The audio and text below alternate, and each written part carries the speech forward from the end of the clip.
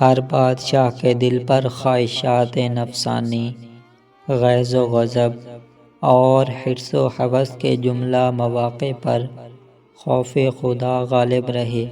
وہ قول و عمل میں صادق ہو اور جو وعدے، معاہدے اور عہد و پیما کرے ان پر پورا اترے۔ تمام اہم معاملات میں علماء سے مشورہ کرے، عالموں اور شریفوں کا احترام کرے، نیز کاتبوں، حاجبوں، انتظامی امور پر مامور لوگوں، سرحدی محافظوں اور اپنے ملک کے دیگر عمائدین کا خاص خیال رکھے اور انہیں حسب مراتب نوازتا رہے۔ جو قاضی یا جج مقرر کیے جائیں، بادشاہ ان کا اور دیگر عہدیداروں کا عدل و انصاف کے ساتھ محاسبہ کرتا رہے۔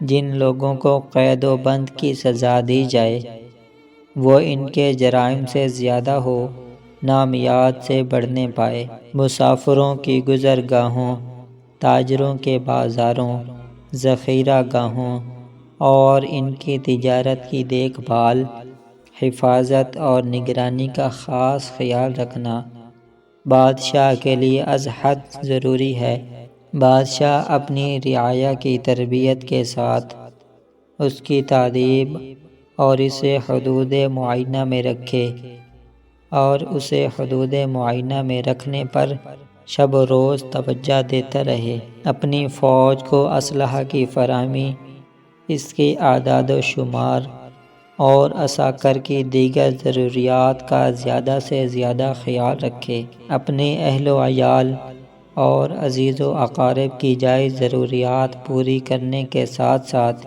انہیں تحفے، تحائف اور عطیات سے نوازتا رہے، لیکن ان کی اصلاح کا بھی خیال رکھے۔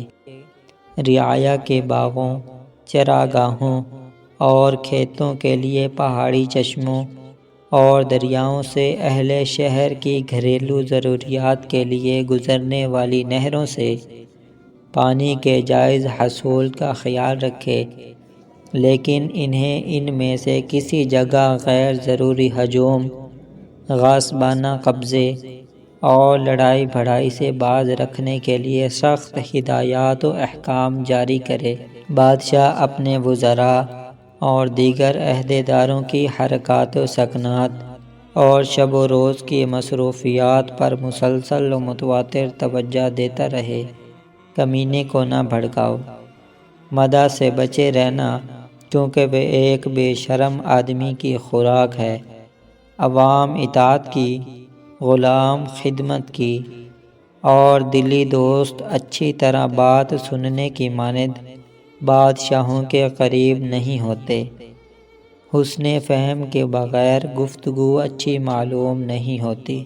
حسن کلام کی طرح حسن سماعت کا فن بھی سیکھو۔ ان میں سے ایک یہ کہ بات کرنے والے کو مہلت دو تاکہ وہ اپنی بات مکمل کرے۔ تو دوستو، یہ تھے چند اقوال زرعی۔ امید رکھوں گا آپ انہیں پسند کریں گے۔ اگر آپ اقوال زرعی ریٹن میں پڑھنا چاہتے ہیں، اسی چینل کے نام سے موسوم ہماری website encyclopedia Urdu Hindi ہے، آپ اسے بھی وزٹ کر سکتے ہیں۔ ویڈیو دیکھنے کے لیے شکریہ۔ جزاک اللہ۔